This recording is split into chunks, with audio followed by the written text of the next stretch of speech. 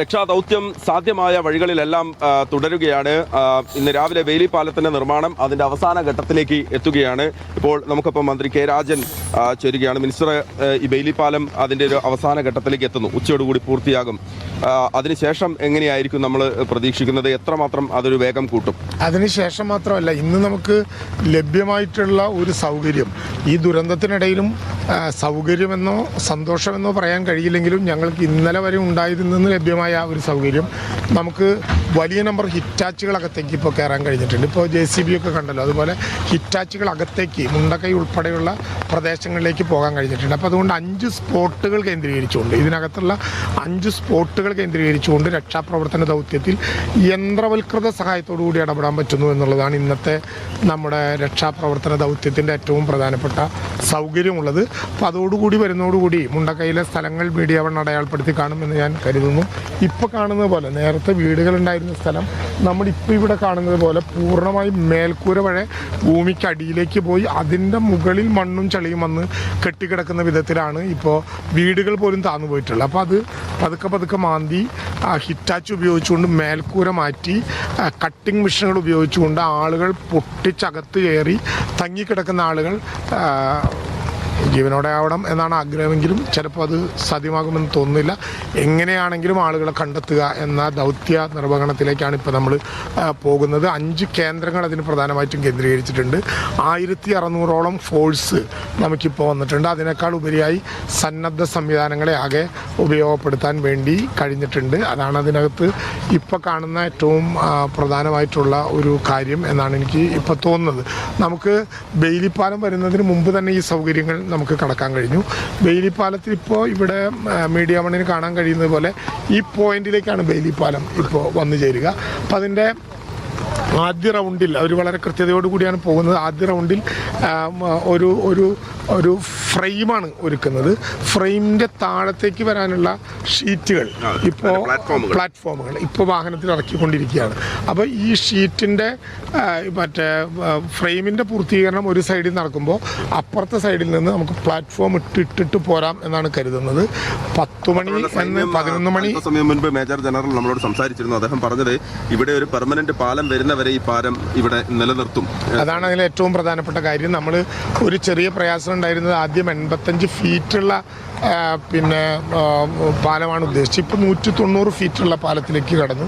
ഇടയിലൊരു pillar വേണമെന്ന പ്രശ്നം ഉണ്ടായിരുന്നു, അതും ഇപ്പോൾ നിർവഹിക്കപ്പെട്ടു. മാത്രമല്ല ഇപ്പോൾ നമ്മൾ കടക്കാൻ കഴിയുന്ന ഫുട് ഓവർ ബ്രിഡ്ജ് കണ്ടല്ലോ, അത് നേരത്തെ ഉണ്ടായിരുന്നത് അവിടെയാണ്. അവിടെ ആ കാണുന്ന പോയിന്റിലാണ് നേരത്തെ ഉണ്ടായിരുന്നത്. നമ്മൾ ഈ പറയുന്ന ആളുകളെ മുഴുവൻ ആദ്യ ദിവസം കൊണ്ടുപോകാൻ ഉപകരിച്ചിട്ടുള്ള ബ്രിഡ്ജ് അതായിരുന്നു. അത് വളരെ കുറച്ചുകൂടി റിസ്ക്കിയാണ് ആളുകൾക്ക് കടക്കാൻ.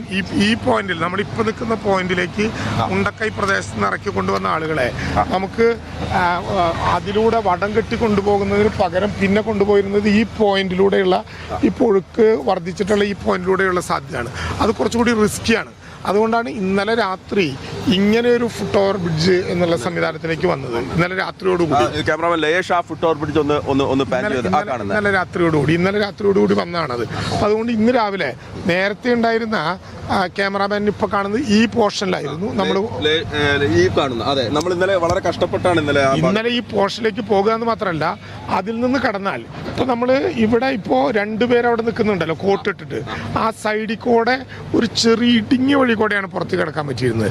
ഞാനും ബഹുമാനപ്പെട്ട മുഹമ്മദ് റിയാസ് മിനിസ്റ്ററും മിനിഞ്ഞാന്ന് രാത്രി 7 മണിക്ക് അതിൽ കിടക്കുമ്പോൾ കാല് പൂർണ്ണമായിട്ടും താഴ്ന്നു പോയി.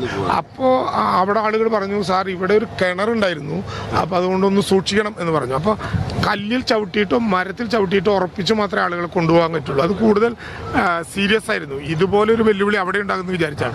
ഈ ഫുട് ഓവർ ബ്രിഡ്ജ് വന്നതോടുകൂടി ഡയറക്റ്റായിട്ട് നമുക്ക് JCB കടന്നിരുന്ന പോയിന്റിൽ നിന്ന് ഇങ്ങോട്ട് കിടക്കാൻ പറ്റും. അപ്പോൾ അതുകൂടി നമ്മുടെ രക്ഷാപ്രവർത്തന ദൗത്യത്തിൽപ്പെട്ട ആളുകളെ, മറ്റത് ഇതിലൂടെ ഇങ്ങോട്ട് കടക്കണമെങ്കിൽ 1 മിനിറ്റിൽ ഒരു 3 പേർക്ക് വീതമേ കടന്നു പോരാൻ പറ്റുമായിരുന്നു. ഇതിപ്പോൾ നമുക്ക് ധാരാളമായ ആളുകളെ ഒരു ധാരണയും ഇല്ലാതെ കടക്കാൻ പറ്റും.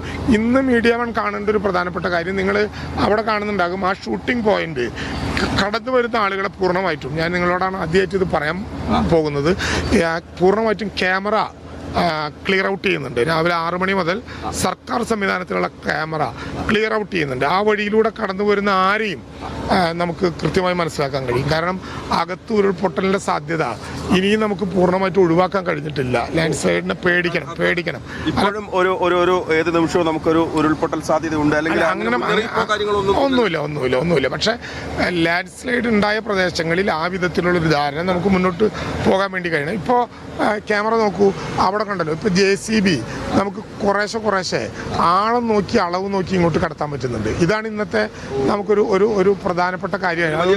വലിയ പുരോഗതിയാണ്. അതുകൊണ്ട് യന്ത്രങ്ങൾ കുറെ കൂടി 15 ഹിറ്റാച്ചികൾ നമ്മൾ ഇന്നലെ രാത്രി, ഞാൻ കൂടി ഉണ്ടായിരുന്നു രാത്രി ഇത് കടത്തുമ്പോൾ, യന്ത്രം നമുക്ക് ആസ്ക ലൈറ്റുകൾ വെച്ചിട്ട് നമുക്ക് രാത്രി ഇങ്ങോട്ട് കടത്താൻ വേണ്ടി കഴിഞ്ഞു. അപ്പോൾ ഇപ്പോൾ കാണുന്നത് പോലെ JCBകൾ ഇങ്ങോട്ട് കടത്താൻ കഴിഞ്ഞാൽ മാന്തി എടുക്കാൻ പറ്റും കുറച്ചുകൂടി വീടുകളുടെ. നമുക്ക് സത്യത്തിൽ ഇന്നലെ ഡോഗ് സ്ക്വാഡ് അടയാളപ്പെടുത്തി 5 പോയിന്റുകളിൽ 1 പോയിന്റ് മാത്രമാണ് യഥാർത്ഥത്തിൽ ആളെ നമുക്ക് പൂർണ്ണമായും കണ്ടെത്താനായത്. ബാക്കി 4 പോയിന്റുകളിൽ രാവിലെ ആ പ്രവർത്തനം നടന്നുകൊണ്ടിരിക്കുകയാണ്. അപ്പോൾ നമുക്ക് ഇനിയിപ്പോൾ ആശ്വസിക്കാൻ വകകളൊന്നുമില്ല. കാരണം എല്ലാം നമ്മുടെ അണ്ടർ കൺട്രോൾ ആയിപ്പോ എങ്കിലും ഉണ്ടായ സംഭവം. ഈ തെരച്ചിലിനകത്ത് മുണ്ടക്കയിൽ നിന്ന് ഏതെങ്കിലും ജീവനുകൾ പുറത്തെടുക്കാൻ സാധിച്ചിട്ടുണ്ടോ ഇതുവരെ? എന്തെങ്കിലും അത് സംബന്ധിച്ച് എന്തെങ്കിലും അപ്ഡേറ്റ് ഉണ്ടോ? ഇപ്പോൾ ഇല്ല. ഇപ്പോൾ അങ്ങനെ ജീവനോടെ ആരെയും ഇന്നത്തെ ദിവസത്തെ രാവിലെ ഉണ്ടായിട്ടില്ല. കണ്ടെടുത്തിട്ടുണ്ട്. ഉണ്ട്. അത് ഇപ്പോൾ മൂവ് ചെയ്യുന്നു അല്ലേ? ഓക്കെ, എന്തായാലും വളരെ നന്ദി.